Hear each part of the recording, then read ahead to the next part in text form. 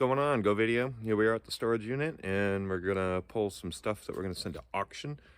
I made some auction lots the other day, so this is, just what we're doing, and we'll try to recover some funds. Here we go.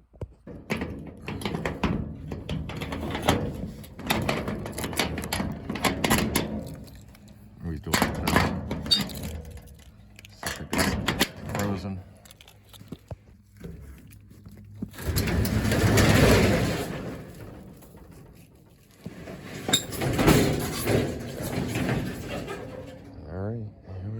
Here we are in the unit. So everything that's going is pretty much everything from right here and forward. And then these are my Connecticut box lots. I'm gonna send to Connecticut auction house, which is pretty much all tools. And yeah, fully separated. I got a nice huge wall. And then over here, it's kind of like antique-y mill booth type of stuff. Nothing is separated for a flea market run, so I'll just have to avidly buy more crap before flea market season. So let's pull these boxes, throw them in the van. Let's do this. All right, before I get started and start throwing stuff in there, here's a box lot that I'm going to send. I'm not sure if I'm going to do it like this, but this has got a bunch of, like a ton of PS2 games. All of them have a little wear and no cases, so I'm not dealing with that. Here's some different comic cards. I mean, I started to go through some of it. I went through this set right here. It was missing probably 40 cards. So I was like, I'm not gonna bother with that. If it was a full set, it does like 80, so I wanted to make sure I didn't have a whole set there before I sent it. And then there's a bunch of Prism cards in here. Hologram Prism cards and stuff like that. I figured that's gonna probably buff up the lot and getting someone to buy it. That's an interesting little lot, so I figured let's do that. So all right, let's start loading. Here we go. So here's all the comic flats. Here's basically what I did. Give you an idea of what I did. 20 comics to a flat. Call this a flat, a beer box. It's called a flat. And then some cards. Maybe mix some more cards in there. Just mixed random cards in there. Different issues, early stuff, old stuff. Bond. Robo 2000. This one's not like the best.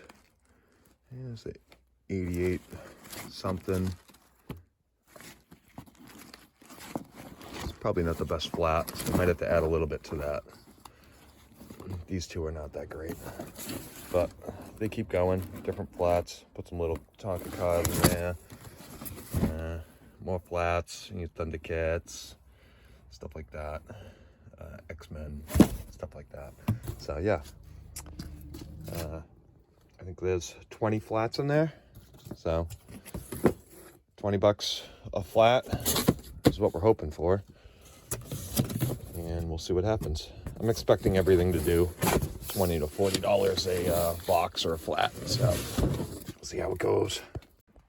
And here's an optical illusion of what I did with these box lots.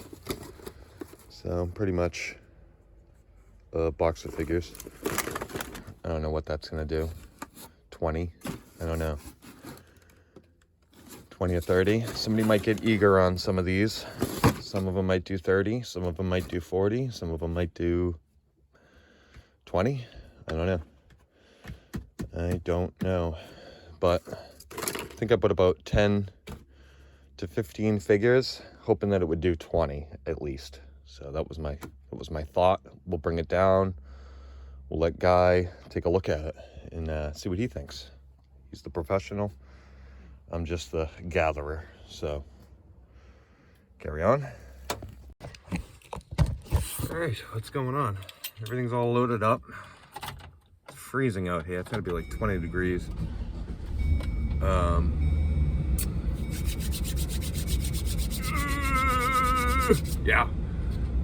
Yeah, cold. So the lots aren't as pretty as I made them before I put them in this storage unit. So I had to move them from my house to here. The auction house wasn't open when I wanted to bring it. So here we are now, moving it again, which is fine. But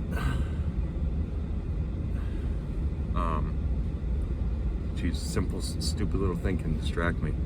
It's like the holes right here distracted me. Yeah, should do okay. I'm gonna bring it down, have them look at it, and figure it out a little. And I don't know. Hopefully we'll do 1,000 out of it. I mean, that's what I'm hoping for. 1,000 or more. That way I can give him his cut out of it, and maybe make 700 or so. And we paid $940 for the whole lot of everything. And some of, we get about, you know, five good totes at the house that should do about 2,000. This should do 1,000. If I ground this out, it would have did maybe 2. And then I already had some sales. I had some sales out of the lot. I think we did, I don't know, 3 or 4, 500 out of it so far. So it's you know, the projected number of, you know, but they say the black, I call it the green, but the projected number of the green is right around the corner, so I'm not really worried about it. And I had a little problem on a return on some G.I. Joe's action figures. I took the paper card stock off of the plastics because they were a little damaged. I didn't think there were any like collector quality condition. So I opened the boxes as like somebody was going to use them. Took the photos, sent it out. Buyer gave me a little bit of a complaint that he said they were moldy, which I don't know how plastic figures can really have mold growth on them. That should just be able to be like scrubbed off if it's plastic. And told him to scrub it off, figure it out, sorry, yada yada, you know, everything that you can say to make them not leave any negative feedback on that. But if he wanted to, then he could. I'm not gonna control anyone. I'm not gonna tell him what he can and what he can't do. So I'll leave that on him. And I just let him, I gave him a message to let him know that, you know, because he felt like it was like shady in some sort of way, which I didn't think it was because I didn't see the mold, you know, that shit's microscopic. You guys see me squinting all the time. I can hardly see anything anyway, so, I mean, pretty easy to bypass on my end. I didn't see it. So I let them know I'm trying to make it right in some sort of way. I'm not listing any of that material. I'm going to just send it to the auction, be done with it. Anything that I thought was overly damaged or isn't, you know, made in 1980, you know, anything 1985 or earlier we kept, and then anything after that we kind of just, it's kind of here. And all those comics, keep in mind I recovered all those comics. All those comics were wet at one point, about 80% of them. They all did have damage. I, unwrapped them, dried them out, pressed them out, flattened them back out. So, I mean, whatever I can recover out of that is fine, Technically, those were a complete loss, and were technically supposed to be thrown away, along with the other dumpster full of comics. Which I thought about that driving, picking this stuff up too, and I'm like, man, a dumpster full of comics, I recovered more than half of what was in a tote. I saved them. Like, they're good. They're definitely reader comics. And if one was worth $300, $400, $500, it would be definitely worth $100 to $200 with how I recovered them, because I thought I did a pretty darn good job. And I don't know, it's just kind of disheartening that it was a dumpster full, and I really don't think anyone tried to save anything. They just threw it away. They wanted the house cleaned out. So, what can you do? The guy's got my number, so next time he does a clean out like that, hopefully he'll contact me. That's all you can kind of go on with that. There's no time traveling button, so. Oh, Jesus. Oh yeah, the roads out here are awful. Freaking whole roads just eroded everywhere. There's probably, oh my God, there's probably a pothole every 20 feet. So, I don't know, give you a little backstory on all that, and see how it goes. Here we go. I'll show you the setup when I'm done setting it all up. So right now, for hours put into this, there's quite a few hours put into this.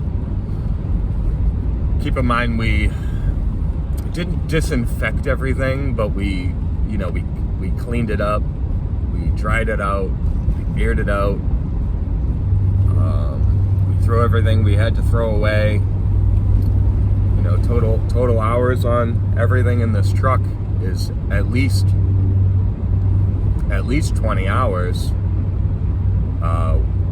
with cleaning, making the box slots, designing how I want to do it, putting what with what and where with where, and then I don't know, so if it all does 1,000, then we're at about $50 a box, and then pay the house, I don't know. So 50 an hour, it's not too bad. Could have been better. Keep in mind, you gotta recover everything from the initial purchase to actually really do your numbers. So until that last item is sold, it's really hard to know what you're gonna make. Best intention is to just go in and buying stuff that you know that you're gonna make money on. Keep in mind, I don't look anything up before I buy it, so just by eye intention of like, I think I can make money. And honestly, 90% of the time you're gonna do pretty darn good. So 10% of the time you might not do well, but you probably recover your money back. So it's really never a loss. It's really never a loss. It's all about how much time and effort you want to put into it to dictate your hourly rate, I guess. And to be honest with you, a lot of us don't go in it on an hourly rate. That's not ethical in this type of business. What is more ethical is quarterly payout. It's pretty much what you get paid every 3 or 4 months. So what goes out, what comes in, and then what goes back out, that's your number. Pretty easy. That's how I do it. I don't try to complicate too much out of this system. All right, we'll be back. It's a lot of rambling.